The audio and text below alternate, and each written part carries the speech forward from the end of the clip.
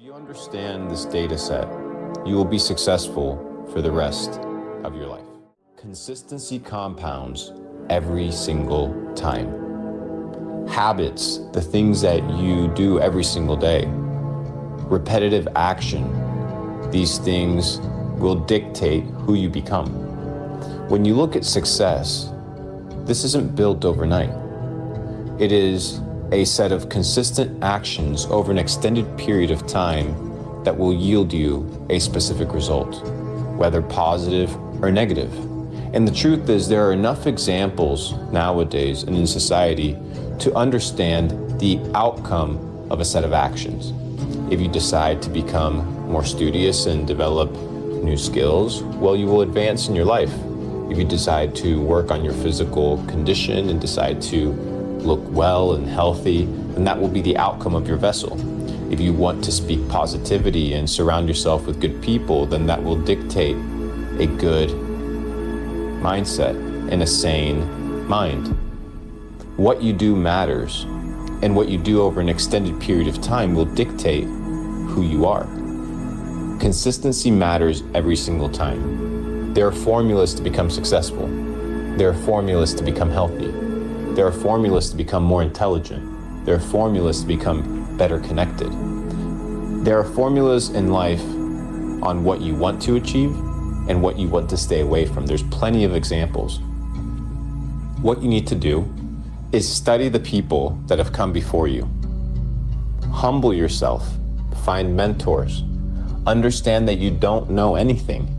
And from that starting point, you can actually build the video game character and the vessel and the mind that you desire, because you understand that consistency compounds every single time. So your goal is just to compound, and inevitably you will receive an outcome. Inevitably you will become a certain type of person.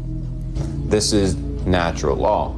For every action there's an equal and opposite reaction. It's the law of sowing and reaping. If you plant a seed of a lemon tree, well, that's exactly what you're going to get. So if you input a set of actions, you will yield an equal proportion to the result of that which you just input. And if you do it over an extended period of time, it is just a matter of time for you to get what you want. Consistency compounds every single time. That's today's data set. What's the number one sign someone will never be rich? Lack of humility. Humility is something that life teaches you through a lot of pain and through a lot of repetition. Humility is the necessary ingredient for you to develop in every aspect of life. You go to the gym, you're humbled because you see somebody stronger with a better physique. You go to school, you're humbled because you realize that you don't know as much as you think. You start a business, you get humbled because you realize you're not as good as an entrepreneur as you think you are. But when you accept that through humility, then you get to learn and grow. The funny thing is, the most successful and wealthy people that I know exemplify a lot of humility. They are teachable. They are students of life. On the other side, I have people that are broke, egotistical, and they have no humility. They think that they know everything. And if you think that you know everything, then there's no room to grow and there's no room to learn. In order for you to succeed in life, you need humility. So if you're not humble, if you're not willing to be in a situation whereby life can teach you lessons, then you're never going to grow. And growth is the essential recipe for success. And when's the last time you felt like you were humbled? Because you've had a lot of success, but I know you also spend time with a lot of people wealthier than yourself. I mean, that's what I told you. One of the reasons I live here is because I feel broke. You go on the golf cart, you go a couple houses down, you meet a guy that's sold a company for $300 million. You go a couple houses down, you meet a guy that's been in business for 50 years. You walk down the street and you meet a billionaire. So you position yourself in a situation where life intentionally shows you that you're not as great as you think you are. If you're in an echo chamber of validation, if you're the biggest guy, the richest guy, the smartest guy in the room, then you are in the wrong room, because all that does is rub your ego. Shows you, oh, I'm good, I can do all these things. When in reality, through humility, like we talked about, that's the ingredient for success. So I intentionally position myself in a situation where I am taught by other people, where I'm mentored by other people. And I mean, Let's talk about crypto, That's a great place to be humbled. Whether it's the market's going down or your portfolio being slashed in half, learning comes from pain, as we mentioned before. So sometimes I create these environments where you have to sit down, put your head down and be like, all right, this guy's better than me. This guy's done this better than me. This guy's excelled in these areas of life where I haven't. Teach me. And how do you go about finding those people? Like, what would you have advice for 16, 18-year-olds, young men watching this, to go out and find people more successful than them? Is it all online now? I think your approach is very good. I think it's a combination between rapport and there needs to be a what's in it for me. Every person always has something that's in it for them. So when you go meet somebody who's very successful, you need to figure out what is it that they need?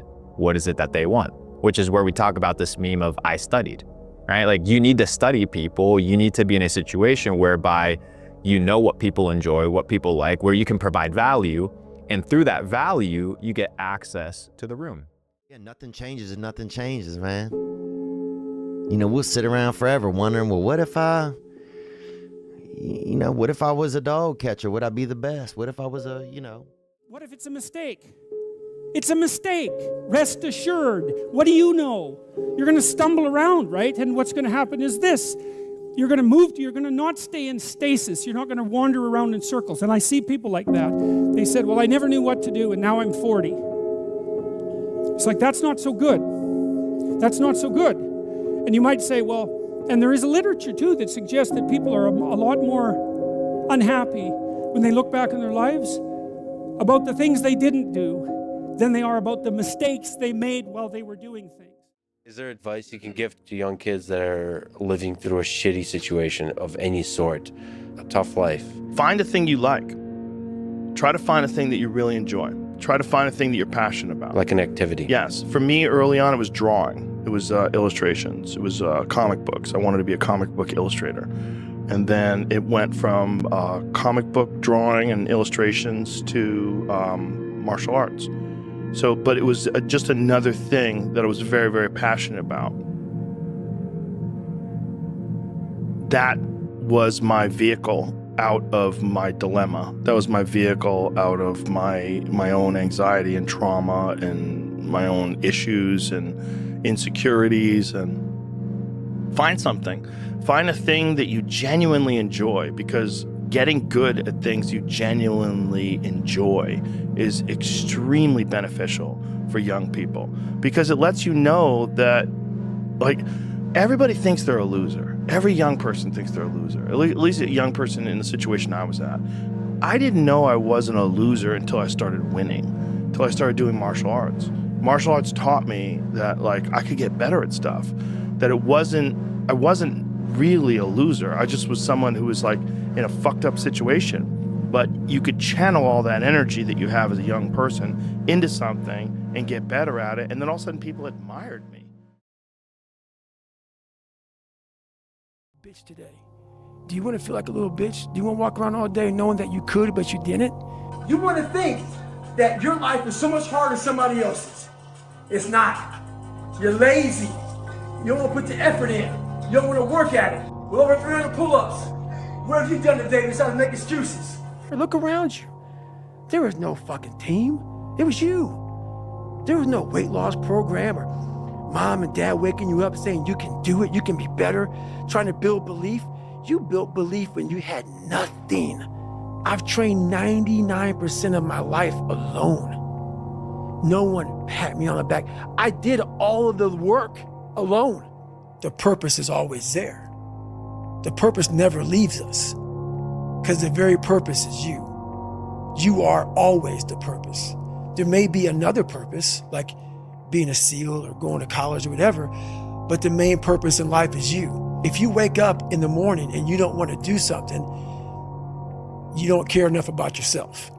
And people miss out on this, man. The purpose, we're all looking for this golden purpose. Is it this? Is it that? Is it making money? Is it my family? Motherfucker, the purpose is you. I had to stop thinking normal. I had to stop thinking normal. I can no longer be a common man walking around doing common things. Nothing exists. Your life fucking sucks. You're in the fucking dungeon. But guess what, motherfucker? I'm still going to get it. Right now, for you to find greatness in yourself, you're not gonna find it by looking in a book or by even hearing me. I may give you the spark, but you've got to go inside yourself to find it. And that means you gotta be quiet. Shut the fuck up, go in a room, stop talking, search your soul, search your mind, search your abilities, and you'll find it.